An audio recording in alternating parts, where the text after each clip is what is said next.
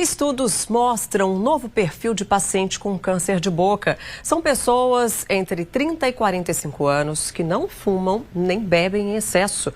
Uma das causas pode ser a relação dos tumores com o vírus HPV. Por isso a gente vai conversar com o médico especialista em cirurgia de cabeça e pescoço, José Guilherme Vartanian, que vai falar com a gente aqui via internet. Obrigada pela participação no SP Record. Quer dizer, então, que não tem mais tanto a ver com esse estilo de vida, né, de quem fuma, de quem bebe, mas tem uma relação também com o HPV, doutor? Perfeito. Boa noite, Valério, ouvintes. Prazer estar aqui com vocês hoje. Realmente tem mudado, sim, um pouco o perfil do paciente com câncer de boca. O câncer de boca, historicamente, o principal fator sempre foi o tabagismo e o etilismo associados, mas nos últimos 20 anos a gente tem visto realmente um aumento gradual, progressivo, em pacientes que não bebem bebidas alcoólicas, que não fumam, e esses pacientes, muitas vezes, têm em comum a positividade para o vírus HPV. O vírus HPV é um vírus que hoje é responsável por doenças sexualmente transmissíveis, é o fator mais comum hoje no mundo todo para a transmissão de doenças sexualmente transmissíveis. Esse HPV ele também pode causar diversos outros tumores, tumores de colo de útero nas mulheres, tumores de pênis, tumores de canal anal, inclusive tumores da orofaringe. Nós chamamos de tumores de boca, mas tumor de boca a gente pode dividir em dois grupos. A região mais anterior, que é a cavidade oral, onde temos a língua, o assoalho da boca, as gengivas, e a parte mais posterior, que nós chamamos de orofaringe, mas a gente está dentro desse contexto de definição de câncer de boca, que inclui as amígdalas, a parte posterior da língua, aquela região que a gente não enxerga, que seria a base da língua.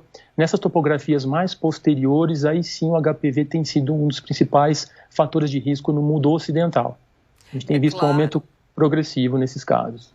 Claro que a bebida, o cigarro também ainda influenciam bastante, né, doutor? Com certeza, o cigarro e o álcool sempre serão os grandes vilões dos pacientes com câncer de boca e faringe. Mas, sem dúvida nenhuma, esse perfil está mudando. Então, antes nós vimos esses tipos de neoplasias em pacientes com mais idade, tabagistas de longa data, tabagistas pesados, etilistas crônicos, e hoje não. A gente está tendo um perfil de pacientes bem diferentes, uma proporção maior de mulheres, pacientes mais jovens, pacientes não tabagistas, e o que eles têm em comum é a positividade pelo HPV, nessa topografia orofaringe. A vacinação é importante nesses casos?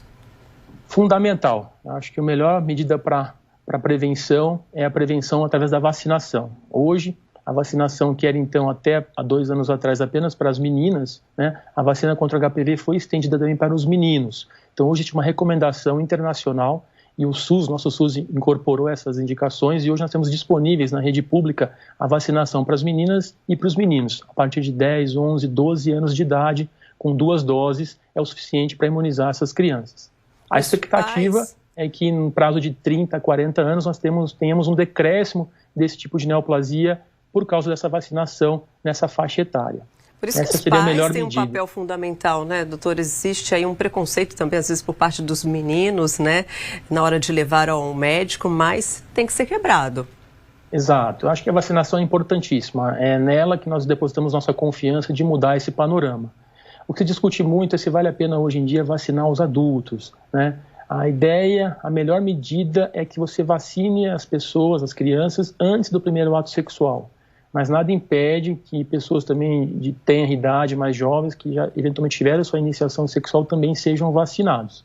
Mas, obviamente, a prioridade é para essa faixa etária já antes das primeiras relações, que a gente vai ter uma cobertura muito mais eficaz, eficiente e em longo prazo. E os sintomas da doença quais são, doutor?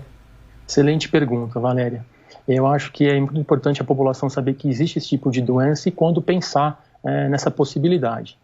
Obviamente, as medidas de prevenção primária, que é evitar os fatores de risco dessa doença, são importantes.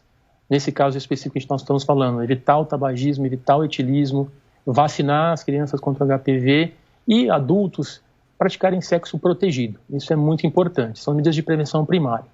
A prevenção secundária, que é diagnosticar o mais precoce possível, a gente vai atrás dos principais sinais e sintomas. O que nos chama a atenção para esse diagnóstico são lesões nodulares ou feridas na cavidade oral que não cicatrizam no intervalo aí de 2 a 3 semanas, dificuldade e dor para deglutir alimentos, engasgos frequentes que estão permanecendo esses sintomas de uma forma mais persistente E fundamental, nódulos cervicais. É muito frequente esse tipo de tumor evoluir com o acometimento de linfonodos cervicais, o famoso carocinho no pescoço. Então, o paciente tem um nódulo cervical mais endurecido, que não desaparece em 2, 3 semanas, e pior, se ele vem progredindo, esse paciente tem que ser visto por um especialista de preferência, ou um cirurgião de cabeça e pescoço, ou um otorrinolaringologista, ou um clínico geral que possa fazer um exame clínico mais detalhado e levantar essa hipótese diagnóstica. E tem cura? Como é o tratamento?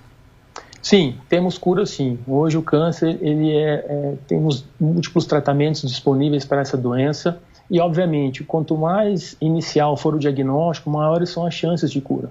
Um tumor diagnosticado ainda em fase inicial tem chances de cura que chegam a 80% a 90%. Pacientes que têm um tumor um pouco mais avançado, essa chance de cura também cai, mas ainda assim, pacientes com doença mais avançada têm chance de cura em torno de 40% a 50%. Então, vale a pena o investimento em informar a população, informar colegas médicos sobre essas patologias, orientar as pessoas, os profissionais da saúde, sobre os principais sinais e sintomas em fases iniciais, para a gente possa atuar de maneira mais eficaz nessa população de pacientes. É assim, então, como qualquer outro câncer, né, o diagnóstico precoce faz toda a diferença. Fundamental, com certeza. Então, acho que a mensagem principal é estar alerta, né? Não é só quem fuma e quem ingere bebida alcoólica que está num grupo de risco para câncer de cabeça e pescoço. Lembrar que o tumor de orofaringe, principalmente, que é a região posterior da boca, o HPV hoje é um fator de risco. E o que a gente vê é que quanto maior o número de parceiros ou parceiras sexuais, maior o seu risco de contato com esses tipos de vírus e maior a sua chance, eventualmente, de ter uma doença desse tipo no futuro. Então, acho que o sexo protegido hoje também pode ser considerado como uma medida de preventiva a algumas neoplasias, incluindo a garganta, né, a cavidade oral mais posterior, a boca mais posterior, mas também câncer de colo de útero, câncer de pênis e câncer de canal anal. Tá certo, doutor. Muito obrigada pela participação aqui com a gente no SP Record. Boa noite. Obrigado a vocês. Boa noite.